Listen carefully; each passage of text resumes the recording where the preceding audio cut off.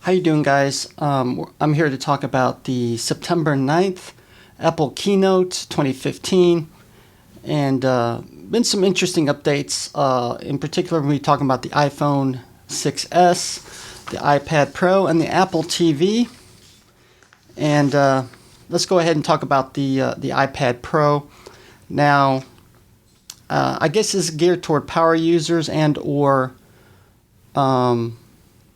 professionals, enterprise, that sort of thing. It's going to have a much larger screen, 12.9 diagonal. It's still going to maintain the 4:3 ratio. Widescreen doesn't really make it useful for other things other than HD video. So I think it's great they're maintaining the 4:3 ratio. Now it uses the A9X processor.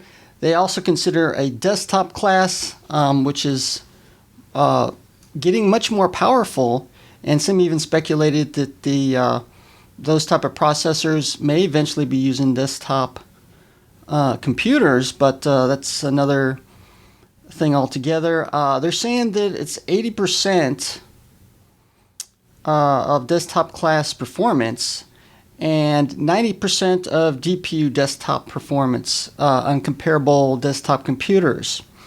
It's going to have a 10-hour display battery life, 4 speakers in all 4 corners.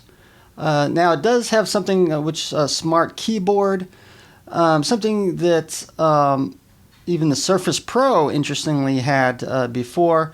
They are now going to make something called an Apple Pencil, which is basically a stylus for this iPad Pro, which makes sense. So it could be geared toward graphic artists and artists in general.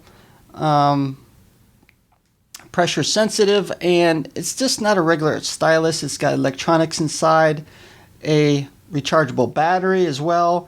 Price points are going to be from $799 to $1090 or $1,079.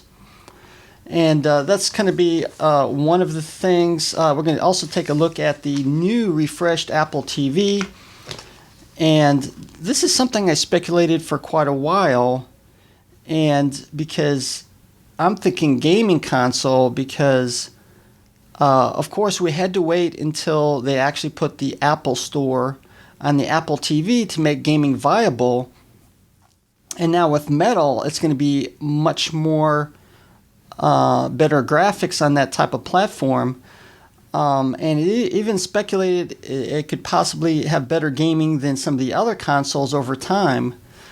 Now, I do think they need to change it out with a better gaming controller. Using a third party or using the Apple remote, I don't think is the greatest experience for gaming, but we'll see. It does have a new revamped Apple remote. It uses a touchscreen now, using Bluetooth 4.0 with accelerometer and gyroscopes, something similar which could be used for games as far as like what the Wii has. It is really highly integrated with Siri. Another great feature. So you can basically tell what you want to watch, and you can be very specific, and it will find it through the internet for you. And not just on Apple's rental system for their movies and TV shows, but through Hulu, Netflix, and so on.